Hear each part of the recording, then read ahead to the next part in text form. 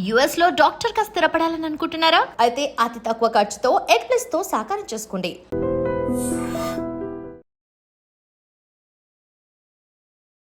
Welcome to IT media. So జనరల్గా BP ఉంటే tablets రాస్తారు. అయితే ఆ టాబ్లెట్ అనేది ఏ సమయంలో వేసుకుంటే ఖచ్చితంగా బీపీ లెవెల్స్ అనేవి మనకి కంట్రోల్లో ఉంటాయి. బీపీ టాబ్లెట్స్ వాడే విషయంలో మనం చేస్తున్న తప్పులు ఏంటి వివరాలు తెలుసుకుందాం. మనతో పాటు ఉన్నారు ప్రముఖ internal medicine specialist doctor Rajesh గారు. డాక్టర్ గారు నమస్తే. నమస్తే. డాక్టర్ గారు, నేను అసలు ఏం అడిగాను కానీ బీపీ టాబ్లెట్లు వాడడంలో ఎలాంటి తప్పులు చేసి వస్తుంటారు మీ దగ్గర? Very important question. ఎందుకంటే నా ఉద్దేశంలో బీపీ అనేది చాలా నెగ్లెక్ట్ చేసిన ఏరియా హెల్త్ పరంగా చూసుకుంటే. దానివల్ల జరిగే అనర్థాలు కూడా చాలా ఎక్కువ నంబర్స్. అంటే మనం తరచుగా వింటున్న సోషల్ మీడియా అనర్థాలు ఏదైతే అరే బాగున్నాడు కుర్రవాడు ఇప్పుడే మాట్లాడాను ఈ లోపల ఇది జరిగింది. ఈ విషయాల్లో మోస్ట్ కామన్ ప్రాబ్లం నేను గమనించింది ఈ బీపీ కారణంగా వచ్చే హార్ట్ అటాక్ కానీ బ్రెయిన్ అటాక్ కానీ. సో దానికి ఎందుకు ఇంపార్టెన్స్ ఇవ్వట్లేదు అనేది most important. So people should realise ఈ ప్రాబ్లమ్ని మనం అధిగమించడం కరెక్ట్. సో దీనికి అధిగమించడం అంటే ఏంటి? ఫస్ట్ దాని గురించి తెలుసుకోవడం. ఇది నాకు ఉందా లేదా? చాలామంది ఇప్పుడే సార్ మెట్లు ఎక్కొచ్చాను అందుకోసం బీపీ ఎక్కువ ఉందంటారు. సరే ఇప్పుడు వచ్చారు మరి తర్వాత చెక్ చేసుకున్నారా అంటే 6 సంవత్సరాల తర్వాత ఉంటుంది తర్వాత చెక్కింగ్. సో దీనివల్లే ప్రాబ్లమ్స్ అనేవి ఏర్పడుతున్నాయి. సో బీపీని కంట్రోల్ చేయకపోతే అనర్థాలు చాలా లైఫ్ లాంగ్ సఫర్ అయ్యే విధంగా ఉంటాయి. అంటే హార్ట్ కానీ బ్రెయిన్ కానీ ఎఫెక్ట్ అయినప్పుడు వేరే అవయాలు కూడా ఎఫెక్ట్ అవుతాయి. ఈ రెండు ఎఫెక్ట్ అయినప్పుడు ఇర్రివర్సబుల్ డ్యామేజ్, దానికి మనం ఏమి సరి చేయలేం. అలాంటి డ్యామేజ్ జరుగుద్ది కాబట్టి లైఫ్ లాంగ్ దానివల్ల సఫర్ అవుతారు. కాబట్టి బీపీని ప్రాపర్గా కంట్రోల్ చేసుకోవాలి. తర్వాత మనం ఈరోజు డిస్కస్ చేస్తున్న టాపిక్ ఎప్పుడు వేసుకుంటే మంచిది, ఎలా వేసుకుంటే మంచిది. సో సాధారణంగా బ్రేక్ఫాస్ట్ తర్వాత బ్లడ్ ప్రెషర్ ట్యాబ్లెట్ వేసుకోమని జనరల్గా గమనిస్తుంటాం. కాకపోతే బీపీ ఎవాల్యుయేషన్లో ఈ మధ్యకాలంలో కాస్త మార్పులు వచ్చాయి. ఇదివరకు ఏంటి, వెళ్ళి డాక్టర్ దగ్గర బీపీ చెక్ చేయించుకొని ఇంటికి వెళ్ళి పడుకొని నిద్రపోయేవారు, అక్కడితో ఎండ్. సో బీపీ చెకింగ్ ఎప్పుడు కూడా ఉదయం సాయంత్రం చెక్ చేసి వదిలేసేవాళ్ళు. మరి రాత్రుల పరిస్థితి ఏంటి? రాత్రులు బ్లడ్ ప్రెషర్ ఏం జరుగుతుంది? సో ఈ మధ్యకాలంలో వచ్చిన ఈ మార్పుల్లో చాలామంది రాత్రులు మేలుకోవడం, రాత్రులు స్ట్రెస్కి గురవడం, మానసిక ఒత్తిడిలు పెంచుకోవడం వల్ల బ్లడ్ ప్రెషర్ ఎఫెక్ట్ అవ్వడం గమనించారు. సో ఈ 24 hour blood pressure monitor concept అనేది వచ్చింది. అంటే బ్లడ్ ప్రెషర్ ఎవరికైనా డయాగ్నోస్ మేము చేస్తే ఈ 24 అవర్ బ్లడ్ ప్రెషర్ సహకారంతో చెయ్యండి, ఈ 24 అవర్ బ్లడ్ ప్రెషర్లో వచ్చిన రికార్డింగ్స్ పరంగా మందులు పెట్టండి అనేది శాస్త్రపరంగా ఒక పెద్ద స్టడీ చేశారు. అంటే బీపీ టాబ్లెట్స్ వేసుకునే వాళ్ళు కూడా ఈ 24 అవర్స్ మానిటరింగ్ అనేది చేసుకొని నిర్ధారించడం ఇంపార్టెంట్. టాబ్లెట్ వేసుకునే టాబ్లెట్ వేసుకోక ముందు డయాగ్నోసిస్ ఆఫ్ బీపీలో, ఒకవేళ డయాగ్నోసిస్ ఆఫ్ బీపీలో కూడా మాకు చాలా డిఫికల్టీస్ ఉంటాయి. పేషెంట్లు మా దగ్గరకు వస్తారు ఆన్ టాబ్లెట్, నేను రెగ్యులర్గా వేసుకుంటున్నాను సార్ అయినా కానీ కంట్రోల్ కావట్లేదు, నేను వేసుకొని వచ్చాను ఏదో ఇక్కడికి వచ్చాను కాబట్టి మిమ్మల్ని చూసి భయపడి నాకు బీపీ పెరిగింది. సో ఇలాంటివి చాలా వాదనలు జరుగుతాయి. వీళ్ళల్లో మనం చేయాల్సింది ఏంటంటే ఈ 24 అవర్ బ్లడ్ ప్రెషర్ మానిటర్ పెట్టేస్తే అసలు ఎట్లా ఉంది వీళ్ళ ఓవరాల్ బీపీ, 24 గంటల్లో కంట్రోల్లో ఉందా లేదా, ఆ ట్యాబ్లెట్ మనకు పనిచేస్తుందా లేదా అనేది నిర్ధారించడం జరుగుద్ది. సో ఈ స్టడీ ఏదైతే నేను కోట్ చేశానో ఒక స్పానిష్ స్టడీ అనమాట ఇది. ఈ స్టడీలో ఏం తేల్చారు అంటే చాలా మందిలో రాత్రులు బ్లడ్ ప్రెషర్ ఎక్కువగా ఉంది. సో ఇక్కడ ఒక చిన్న క్లారిటీ ఇవ్వదలుచుకున్నాను. న్యాచురల్గా మనకు బ్లడ్ ప్రెషర్ అనేది డే టైంలో ఎక్కువ ఉంటుంది, రాత్రులు తగ్గుద్ది. ఇది ఆ రాత్రులు తగ్గడం కూడా 10 to 20% తగ్గుద్ది. దీన్నే నాక్టర్నల్ డిప్ అంటాం మేము. ఇది జరగట్లేదు. ఇది జరగనందుకు night time heart attack, night time brain attack, night time blood pressure dysregulation ఎక్కువగా జరుగుతుందని ఈ స్టడీలో గమనించారు. సో దీని కారణంగా ఎవరికైతే రాత్రులు ట్యాబ్లెట్లు వేశారో వీళ్ళల్లో ప్రాపర్ బ్లడ్ ప్రెషర్ కంట్రోల్ కావడమే కాక బ్లడ్ ప్రెషర్ ద్వారా వచ్చే అనర్థాలు ఏవైతే ఉన్నాయో by about substantial amount 50 to 60% తగ్గిపోయాయి. Blood pressure related complications, blood pressure control రావడం కూడా బై అబౌట్ 40% బెటర్గా వచ్చింది నైట్ వేసుకోవడం వల్ల. సో ఒక పర్సన్కి ఎప్పుడు వేస్తే బెటర్ అనేది person individualisation or customisation 24 hour blood pressure monitoring ఏం చూపిస్తుంది, దాని ప్రకారం ఎలా అడ్జస్ట్ చేయాలనేది చేయాలి.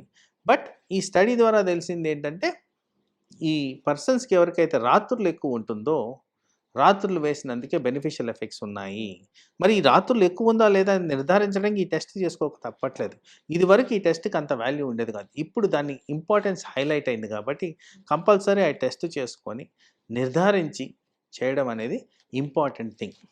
Yes, అయితే డాక్టర్ గారు జనరల్ గా బీపీ చెకప్ అనేది మీరు ఇంట్లో చెక్ చేసుకోమంటారు కదా, అది ఏ టైంలో చెక్ చేసుకోవాలి?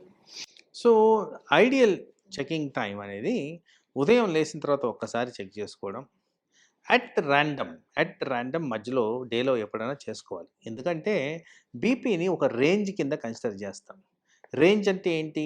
120 నుంచి 90 పైన ఉన్న నంబర్, కింద ఉన్న నంబరు 80 నుంచి 60 ఈ మధ్యన ఉంటే ఇది normal range of BP. 120/80 is normal, 90/60 is lower limit of normal.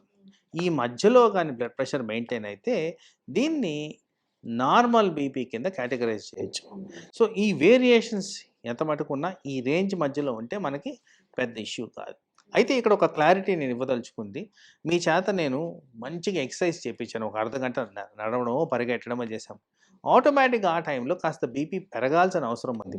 So ఇది transient increase in the BP only to meet the metabolic needs. అంటే బాడీ నీడ్స్ కోసం బ్లడ్ ప్రెషర్ పెరిగింది, అది టెంపరీగా పెరుగుతుంది. తర్వాత normalisation by about 5 to 10 minutes మధ్యన ఇది నార్మలైజ్ అయిపోవడం అనేది సహజంగా జరగాలి. ఎవరికైతే సస్టైన్డ్గా ఎక్కువ ఉంటుందో మళ్ళీ వాళ్ళకి అబ్నార్మల్ కింద కేటగరైజ్ చేయాల్సిన అవసరం ఉంటుంది. సస్టైన్డ్గా ఎక్కువ ఉంటుంది అంటే 140 కన్నా ఎక్కువ ఉంటుంది. ఎస్, 140 and 90 అబోవ్ ఉంటే మరి వాళ్ళ బ్లడ్ ప్రెషర్ ట్రీట్మెంట్కి సిస్టాలిక్ డయాస్టాలిక్ కదా, 120 సిస్టాలిక్ ఉంటుంది, డయాస్టాలిక్ ఎప్పుడు 90 ఉంటే అది కూడా డయాస్టాలిక్ హైపర్ టెన్షన్ ఉంటుంది దాన్ని. సో దానికి కూడా మందులు వేయాల్సిన పరిస్థితి ఏర్పడుతుంది. ఎందుకంటే మీరు చెప్పిన 90 డయాస్టాలిక్ ఉందంటే అది స్టేజ్ 1 హైపర్ టెన్షన్ కింద కేటగరైజ్ అవుతుంది కాబట్టి కంపల్సరీ ట్రీట్మెంట్ ఇవ్వాలి. ఫ్లక్చువేట్ అవుతూ ఉంటే ఫ్లక్చువేషన్ అనేది మళ్ళీ నార్మల్ రేంజ్కి వచ్చి అబ్నార్మల్ రేంజ్కి వెళ్తుందా అనే దాంట్లో చూసుకోవాలి. ఏది ఎక్కువ నంబర్ ఉంది, నార్మల్ రేంజ్ ఎంత ఉంది, అబ్నార్మల్ రేంజ్ ఎంత ఉంది, అధికంగా ఏది ఉంటే దాన్ని ఉద్దేశించి మనం ట్రీట్మెంట్ అనేది గైడ్ చేయాలి. లాట్ ఆఫ్ కన్ఫ్యూజన్ ఎందుకు మీరు చెప్పారు, ఒక 24 hours బీపీ మానిటరింగ్ అనేది అది చేసుకుంటే కానీ ఖచ్చితమైన రీడింగ్స్ అనేవి వస్తాయి. సింప్లెస్ట్ ఫార్మట్, ఎక్కువ డిఫికల్టీ లేదు. దానివల్ల మనం ఏదో లోపలికి గుచ్చుకోవడం కానీ ఏమీ ఉండదు. పైన ఊరికే ప్యాకెట్ లాగా అంటించి వెళ్తారు. అది 24 hours మనకి రికార్డ్ చేసి కావాల్సిన ఇన్ఫర్మేషన్ చిన్న ప్రాపర్గా device ఆ? స్మాల్ డివైస్, ఇదివరకు ఉన్న tape recorder type of device అంతే. మంచిది డాక్టర్ గారు. చాలా ఇంపార్టెంట్. బీపీ టాబ్లెట్ అంటే ఒక టాబ్లెటే ఉంటుందా, మార్నింగ్ ఈవినింగ్ టాబ్లెట్స్ ఉంటాయా? పేషెంట్ కండిషన్ బట్టి టాబ్లెట్స్ అనేది డిసైడ్ చేయడం జరుగుద్ది. Requirement of the blood pressure regulation ఇప్పుడు అందరికీ ఒకే విధంగా రెగ్యులేట్ చేయం. కొంతమందికి లోయర్ బ్లడ్ ప్రెషర్ తీసుకెళ్ళంగానే సిమ్టమ్స్ అనేవి వస్తాయి. కొంతమందికి ఇప్పుడు ఫర్ ఎగ్జాంపుల్ డయాబెటీస్ ఉన్న వాళ్ళకి కిడ్నీ ప్రొటెక్షన్ గురించే ట్యాబ్లెట్ ఇవ్వడం జరుగుతుంది more than blood pressure. So అలా పేషెంట్ ఇండివిజువలైజేషన్ బట్టి బ్లడ్ ప్రెషర్ మెడిసిన్స్ అనేవి వాడడం జరుగుద్ది. చాలా తరచుగా ప్రజల్లో ఉన్న అపోహ ఏంటంటే కొంతమంది గుండె దడతో వెళ్తారు. సో వాళ్ళకి గుండె దడ తగ్గించే విధంగా ఒక ట్యాబ్లెట్ పెడతాము, దాన్ని normal person blood pressure tablet అంటారు. కానీ వాస్తవానికి బ్లడ్ ప్రెషర్ గురించి కాదు, గుండె దడ తగ్గించడానికి పెట్టిన ట్యాబ్లెట్. సో అలా ఇండివిజువలైజేషన్ బట్టే మనము ట్యాబ్లెట్ అనేది డిసైడ్ చేయడం జరుగుతుంది. ఇప్పుడు ఈ 120/80 అనేది ఎంత ఏజ్ వరకైనా 120/80నే ఉండాలి డాక్టర్? హయ్యర్ లిమిట్ అనేది ఏజ్ పరంగా ఎస్, న్యాచురల్గా ఆర్టరీస్ హార్డన్ అవుతాయి కాబట్టి 140/90 అబోవ్ పెట్టిన దాని క్రైటీరియా అది. ఎవరికైతే 140/90 కన్సిస్టెంట్గా ఎక్కువ వస్తుందో వాళ్ళకి బ్లడ్ ప్రెషర్ ట్రీట్మెంట్ ఇవ్వమని మాకు గైడ్ లైన్స్ ఉన్నాయి. సో ఆ 140/90 అనేది అప్పర్ లిమిట్. దానికన్నా ఎక్కువ ఉంటే కంపల్సరీ ఏ ఏజ్ అయినా కానీ ట్రీట్మెంట్ ఇవ్వాల్సిన పరిస్థితి. మరి ఇన్నేళ్ళ సర్వీస్లో ఇంతమంది పేషెంట్స్ని చూసారు డాక్టర్ గారు, ఎవరికైనా బీపీ వచ్చి పూర్తిగా తగ్గిపోయింది అనేది ఉందా? మందులు మానేయడం అనేది ఉందా? ఎస్, టెంపరీగా బ్లడ్ ప్రెషర్ ఎలివేషన్స్ అనేవి జరుగుతాయి. మీరు మోస్ట్ కామన్గా గమనించుకుంటే ప్రెగ్నెన్సీ, ఫ్రీక్వెంట్గా ప్రెగ్నెన్సీలో బ్లడ్ ప్రెషర్ పెరుగుద్ది, తర్వాత తగ్గిపోవడం అనేది చాలా సాధారణంగా క్లినికల్ ప్రాక్టీస్లో మేము గమనిస్తున్న థింగ్. తర్వాత ఎక్కడన్నా ఏదో అవసరాన్ని బట్టి స్టెరాయిడ్ యూసేజ్, ట్యాబ్లెట్స్ వాడుతుంటాం, ఏదో ఒక రకమైన మానసిక ఒత్తిడి, స్ట్రెస్, వీళ్ళన్నిటిలో కూడా టెంపరీగా బ్లడ్ ప్రెషర్ పెరుగుద్ది. తర్వాత ఈవెన్చువల్లీ ఆ స్ట్రెస్ తగ్గిపోవడమో, ప్రెగ్నెన్సీ క్లియర్ అవ్వడమో అలాంటివి జరిగినప్పుడు బ్లడ్ ప్రెషర్ ఆటోమేటిక్గా డౌన్ అవ్వడం జరుగుద్ది. అలాంటి వాళ్ళల్లో long term blood pressure tablets ఇవ్వాల్సిన అవసరం పడదు. ఇప్పుడు బ్లడ్ ప్రెషర్ టాబ్లెట్స్ రాశారు, వాళ్ళకి బ్లడ్ ప్రెషర్ తగ్గిపోయింది అంటే పూర్తిగా నార్మల్కి వచ్చింది అన్నప్పుడు వాళ్ళలో లక్షణాలు ఏమైనా కనిపిస్తాయి? అంటే blood pressure is a silent killer దాన్ని మెడికల్ టర్మినాలజీలో. కానీ కొంతమందిలో మాత్రం హెడేక్, కళ్ళు తిరగడం, ఛాతీ మీద భారం కనిపించడం, ఎక్కడన్నా మెట్లు ఆర్ స్లోప్ భాగం ఎక్కుతున్నప్పుడు ఆయాసపడడం, కాళ్ళల్లో వాపులు రావడం, రాత్రులు ఎక్కువసార్లు యూరిన్ అవ్వడం, ఇవన్నీ సమ్ సిమ్టమ్స్. కానీ ప్రతి ఒక్కరికి ఈ సిమ్టమ్ ఉండాల్సిన అవసరం అయితే లేదు. డౌన్ అయిపోతే మళ్ళీ అగైన్ కళ్ళు తిరుగుతాయి, చెమటలు పడతాయి, చేత కాకపోవడం ఉంటుంది, అలసట అనిపిస్తుంది. సో ఇది కూడా ఒక టైప్ ఆఫ్ ప్రెజెంటేషన్. అందుకే బీపీ టాబ్లెట్స్ వాడే వాళ్ళు డాక్టర్ చెప్పిన విధంగా ఫాలోఅప్కి వెళ్ళాల్సిందే. ఐడియల్గా ఫాలో వెళ్ళనందుకే అనర్థాలు జరగడం గమనించాం మేము. నాకు తెలిసిన వాళ్ళు కూడా 6 years తర్వాత వెళ్ళారండి డాక్టర్. చాలా ఫ్రీక్వెంట్. అంటే మీకు మెడికల్ పరంగా చూసుకుంటే ఆల్మోస్ట్ నేను రెగ్యులర్గా చూస్తున్న ప్రాబ్లమ్స్ ఇవి. ఈ రోజు కూడా ఒకరిని చూశాను, 6 years తర్వాత రివ్యూకి వచ్చారు. అప్పటికే లోపల అవయవాలు ప్రాబ్లమ్స్ చాలా మటుకు పాడైపోయాయి, ఎఫెక్ట్ అవుతుంటాయి. కాళ్ళు ఇంత లావు ఉబ్బిపోయినా కానీ డాక్టర్ దగ్గరికి వెళ్ళరు. విచిత్రం ఏంటంటే అన్నీ బాగున్నాయి కదా అందుకోసం రాలేదు సార్ అంటారు. మరి అన్నీ బాగున్నాయంటే కాళ్ళు వాయడం ఎలా బాగుండడం నాకు అర్థం కాదు. ఇది ఫ్రీక్వెంట్ అసలు డేంజర్స్ అయింది దేనికైనా కానీ. చెక్ చేసుకుంటే పోద్దు కదా, ఏదైనా డౌట్ వచ్చినప్పుడు చెక్ చేసుకోవడం ఇంపార్టెంట్ అనేది నా అభిప్రాయం. చక్కగా చెప్పారు డాక్టర్ గారు.